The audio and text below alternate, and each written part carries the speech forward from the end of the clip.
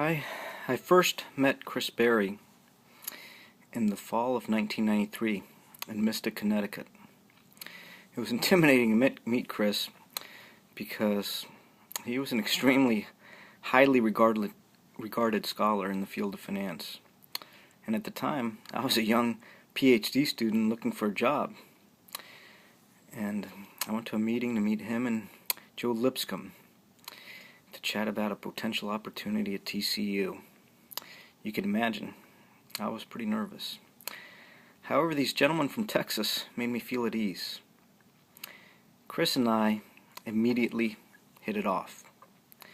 We spoke about potential research, as well as our lives and family, and it was a true blessing to be given the opportunity to join TCU and have Chris be a special and more permanent part of my life.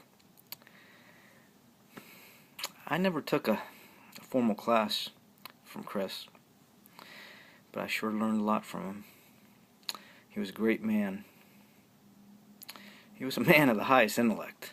He helped me develop my research skills to another level and was an extreme joy to work with as a co-author.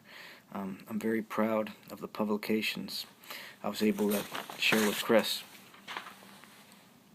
He was not only a great scholar, sometimes some of our great researchers aren't that good in the classroom, but not Chris. Chris was one of the top, best professors at TCU. He won numerous teaching awards.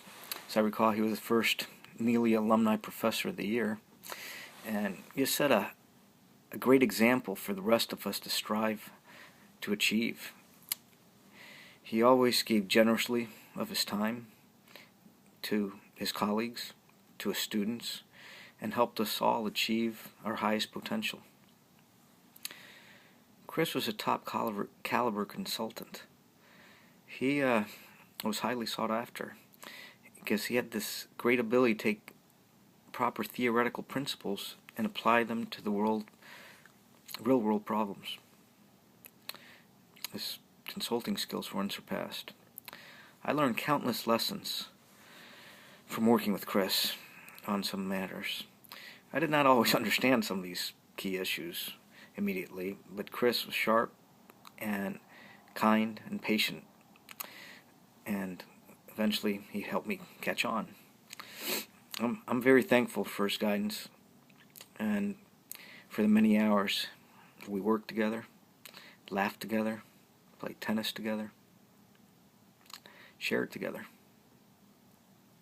Through the years, Chris and I grew very close. He was like a second father for me. He often chatted about our faith in God,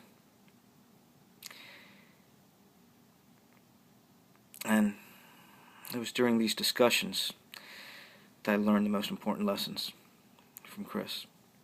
He highlighted to me the importance of not just talking about doing good deeds, but actually getting out there and doing the good deeds that make a positive difference in people's lives. Chris helped me be more conscious about appreciating every day God gives us. One of my favorite quotes I say often, that Chris would say often, is live while you're alive. Believe it or not, finance professors aren't well known for communicating their emotions, sharing their feelings. But Chris taught me to better share my feelings towards my friends, because he shared them with me, towards loved ones, and highlighting the importance of that. And I'm so grateful that we let each other know that we care deeply about each other. And I encourage you to honor Chris today by letting those that you care about know how much you care, and do that in the future in his honor as often as you can. I will start by sending my love to Gail and the rest of Chris's family. He often told me how much he loved you and how grateful he was to have you at the center of his life. They say great men make those around them better. That's true for sports. It's true for life.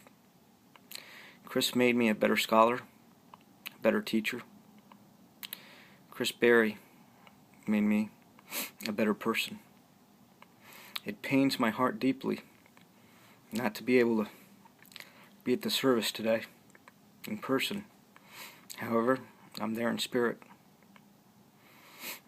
I thank you for everything, Chris. I will miss you. My dear friend, I love you.